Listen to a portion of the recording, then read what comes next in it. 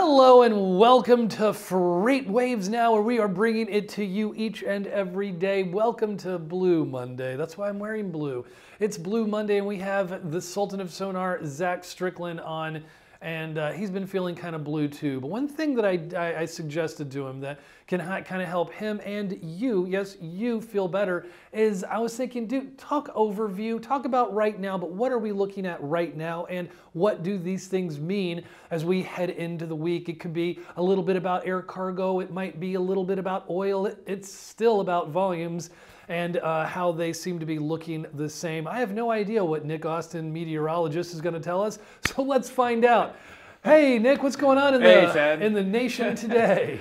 Well, we have a bunch more snow coming back to the Sierra. They have had some just record snowfalls for the ski resorts out there, which is great news for them. Right. But it has been a nightmare as far as travel and for truckers who have been trying to get through the Sierra from Nevada into California. Slush, right? Right. So this is a great new feature on sonar: road conditions, future road conditions. So yes, what we're looking at. These areas here that are kind of the pink shaded, that's slushy and possibly icy conditions. Possible closure, actually. And right? here in the purple, that's showing you where there's potential road closures. This is for later on today and into the evening. And that's I-80 right there, heading into Eastern California through the Sierra. Some of the other secondary routes showing possible road closures as well. I-80 is almost always a problem when we get big snow in the Sierra, and that is a popular route for truckers coming out of Nevada into Eastern California. So they have to be really careful. Try and avoid that area if possible. It's not just the snow and ice on the roads. It's the wind. There's going to be a lot of strong wind as well. So blizzard, whiteout conditions, virtually no visibility at times. Nobody wants to have to drive through that. Right. So, it's almost impossible to deadhead through that too. So that's the situation, not just for today across the Sierra, but for the next 2 to 3 days, actually. It's going to be pretty steady snow. Okay. Well, we will keep a weather eye, as they say, on now, that snow area. and wind also a problem in the Northeast. Okay, just want to do a Northeast. Let's pan out a little bit here. Quick mention of that for today and this evening, too. The interior portions of the Northeast will see more snow today and blowing snow, so a lot of wind, too, and low visibility. And even though it's not snowing along the I-95 corridor, from the Beltway in Washington, D.C., all the way up to Beacon Street in Boston and up into the coastal areas of Maine.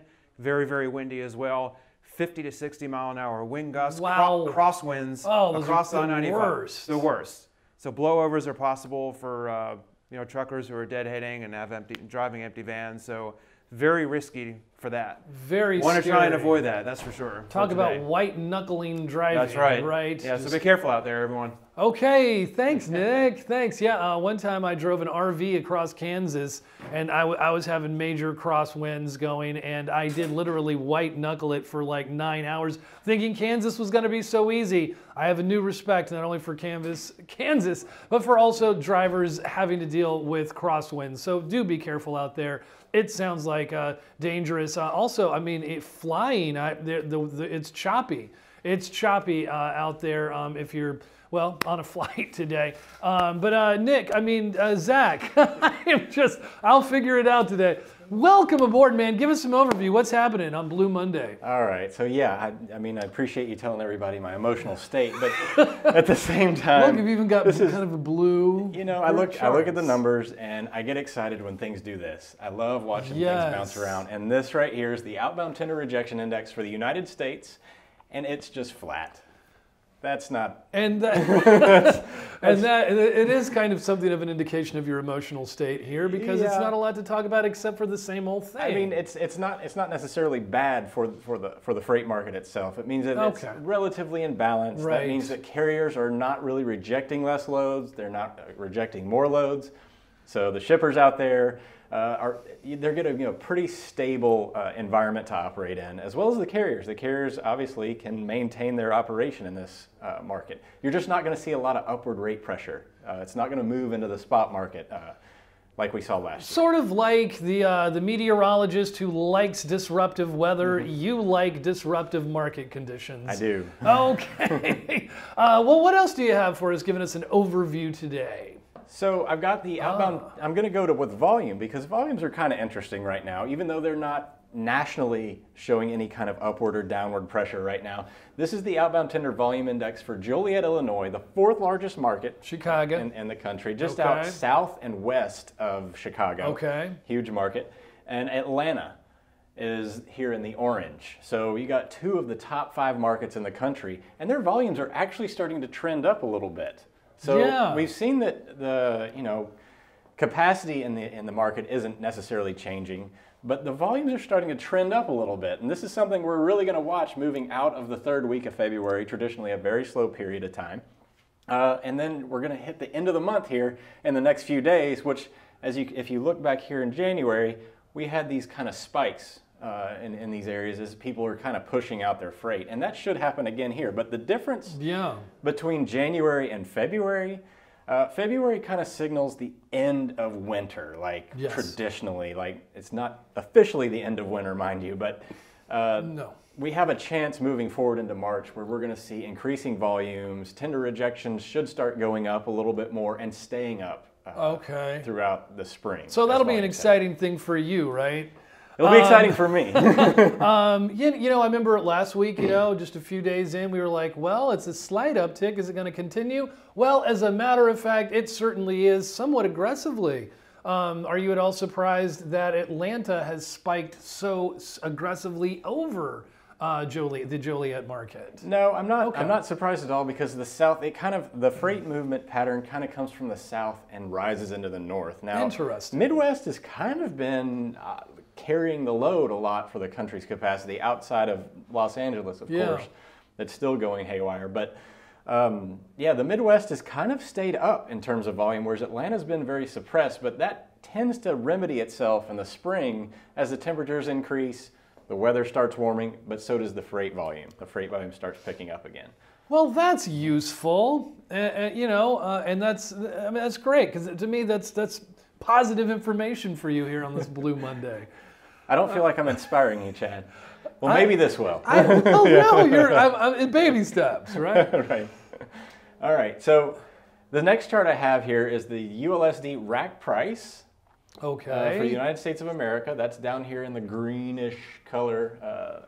And then we've got the DOE USA retail price for fuel. This right here. Okay, educate us. What are we looking at? Why have you brought up this cross comparison? So the story of the weekend on the oil market is essentially that we had been seeing kind of increasing rates coming out of the West Texas Intermediate, which is a benchmark price for oil in the United States.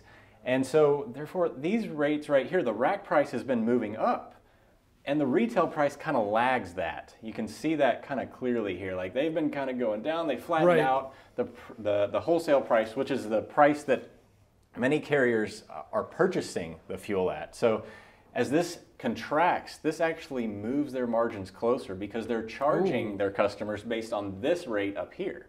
So, whenever they kind of compress like this, carrier margins, which were very wide here at the end of 2019. You had a big spread between the two. So carrier margins actually kind of get a little boost. It's not a huge boost. During this time. Yeah. But now it's going to tighten back up. Now it's tightening back up again. Is this going to respond in kind? And it should, yes. Okay. These tend to lead together eventually. But over the weekend, Trump tweeted, hey, watch out, WTI. You're getting too high. And so the speculators in the market dropped the rate. So now it's starting to move back down again, which again is probably good for carriers in the near term, of course, as the rates will eventually combine again. But yeah, that's kind of the big story of the weekend. That's a powerful tweet. Yeah. He is the most powerful man in the world. You were like going to say universe, yeah. All right. Well, do you have one more special chart up your sleeve? So I don't have a chart. Okay. But I wanted to talk about the air cargo incident over the weekend. So yes, and Jesse Cohen, our Jesse Cohen can't be here today, so I'm going to do my best to try to cover for him on the air cargo market. So, did you read this story, Chad? This particular one, no, but I'm aware of what has happened. So effectively, this plane, not this exact plane, but the plane crashed in Houston. It was an Amazon jet. They actually have a partnership with a carrier, and what they do is they kind of provide them maintenance and insurance while leasing the jet, but they operate it. So this Atlas airline actually operates this airline, and it crashed about 30 minutes away from destination in Houston. And wow, 3 people, minutes. Yeah, 3 people died. Now, one of the things that Jesse was talking about earlier today was that this shouldn't have any real long-term impacts to the air cargo or freight markets itself, unless the investigation, which is still ongoing, or just started, I should say, unless that actually they find out that some of the cargo was mislabeled or improperly strapped down or something like that, then you're going to have some further repercussions into the because air cargo market. there will be like potentially, if that is the case, there will be like a regulatory response. Yeah. And that would, change like rates or just like more red tape or like it delay us getting consumers, but the whole supply chain, I suppose. Yeah, the whole thing. So anytime that you have an incident like this, there's always the risk. Just think about, things like 9/11. The government will respond with some form of regulation. I don't think it will be that severe, obviously. This isn't exactly a 9/11 event. No. But there will probably be some sort of response to, just mitigate or reduce the risk of the situation. 3 people died, so. Listening to the recording, it wasn't the black box recorder, but it was the recording of what happened. It sounded like they were trying to avoid, the last thing we heard was they were trying to avoid a thunderstorm. Yeah, the weather in the area was pretty volatile. Yeah, there was mention of lightning and thunder and stuff like that, but they don't know. They just don't know yet? Don't know yet. So thank you. That was like really interesting. I'm pretty excited now. So I'm not feeling as blue. I'm feeling, my meter is ticking up too, as well as those volumes out of Joliet in Atlanta. But we will keep an eye on this air cargo story. Interesting to follow, the rack price versus the retail spread, between in oil. So kind of an overview of things to maybe be looking at right now. But also as the week, builds up and volume builds up through Wednesday and cycles back down as it does into Friday. So we appreciate you being here. Thank you. Tune in at 4 o'clock tomorrow as well. We look forward to bringing you, perspectives with Michael Crosby, and he's a great host, filling in for me on Friday, but he's also a market expert from a shipper's perspective. What's he going to bring to us as we, gear up in the week? Check us out on FreightWaves Now. Share the love on social media and Twitter. We love having you share the love with us. We're all in this together. So in the meantime, do stay safe out there. Watch out for crosswinds. And, but don't worry. Be happy.